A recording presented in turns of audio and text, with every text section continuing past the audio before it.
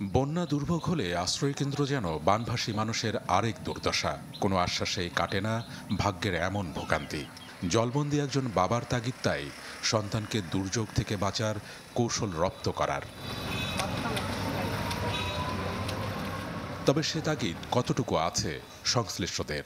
2022-এর ভয়াবহতার পর সিলেটে বন্যা নিয়ন্ত্রণ ও মোকাবেলায় বেশ কিছু উদ্যোগ গ্রহণের আশ্বাস দেয়া হলেও কিছু আটকে আছে পরিকল্পনাতে, আর কিছু প্রকল্পের কাজ শুরু হলেও শেষ হয়নি এখনো। সিলেট জেলায় সুরমা এবং কুশিয়ারার প্রায় 105 কিলো টোটাল 52 এরকম করে 105 কিলো খননের স্টাডি চলমান। স্টাডি রিপোর্ট আমরা অতি শীঘ্র পেয়ে যাব। এরই সাথে মন্ত্রী মহোদয় নির্দেশনা দিয়েছেন যে সুরমা কুশিয়ারার সাথে কানেক্টিং আরও 20 থেকে 25টি খাল যেন খনন করা হয়। একমাত্র ওয়ালটন এসি দিচ্ছে 1 বছরের রিপ্লেসমেন্ট গ্যারান্টি এবং কম্প্রেসারের 10 বছরের গ্যারান্টি। সিলেট সিটি কর্পোরেশনের তথ্য 2009 থেকে 2023 পর্যন্ত খাল খনন সহ জলাবদ্ধতা নিরসনে খরচ হয়েছে 1000 কোটি টাকার বেশি। চলতি বছরও একই খাতে খরচ আরও প্রায় 100 কোটি টাকা। প্রশ্ন ছিল নগরকর্তার কাছে, তবু কেন কাটছে না বন্যা কিংবা জলাবদ্ধতা? এইটা কিন্তু কেউ দায়িত্ব আমরা এড়াতে পারবো না। যারা এই কাজে গাফিলাতি করেছেন তাদের বিরুদ্ধে বিশেষ ব্যবস্থা নেওয়ার জন্য আমি কর্তৃপক্ষকে অনুরোধ করছি। জানালেন অবৈধ দখল থেকে ছড়া কিংবা জলাশয় পুনরুদ্ধার কিংবা নদী খনন বৃহত্তর সিলেটকে বন্যার হাত থেকে রক্ষায় অগ্রাধিকার ভিত্তিতে নেওয়া হবে প্রকল্প।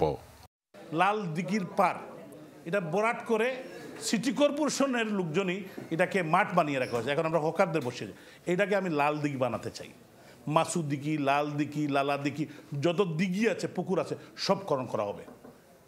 এখানে কোনো নো কম্প্রোমাইজ।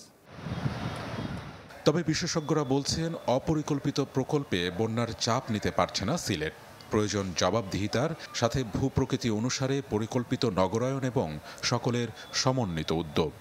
ভুল প্রকল্প প্রণয়নের পিছনে যে সমস্ত আমলা, যে সমস্ত প্রকৌশলী, যে সমস্ত নগর পরিকল্পনাবিদ জড়িত আছে, এদের বিরুদ্ধে একবার ব্যবস্থা নিলে এরা এই সমস্ত প্রকল্প বানানোর সময় তারা চিন্তা করবে যে কাজটা হচ্ছে এটা আসলেই মানুষের মঙ্গল হবে কিনা, রাষ্ট্রের উপকার হবে কিনা। আপনি যাই করেন না কেন একটা সমীক্ষা করেন আগে, আসলে এটা আমি কি জন্য করেছি, এটা আমার এই কাজ আমি যে উদ্দেশ্যে করছি এটার জন্য আসলেই কি যথাযথ।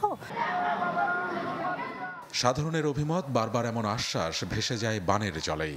প্রয়োজন প্রকল্পের সঠিক বাস্তবায়ন, নইলে কাটবে না সিলেটের দুঃখ। নীল মাহবুব, চ্যানেল 24, সিলেট।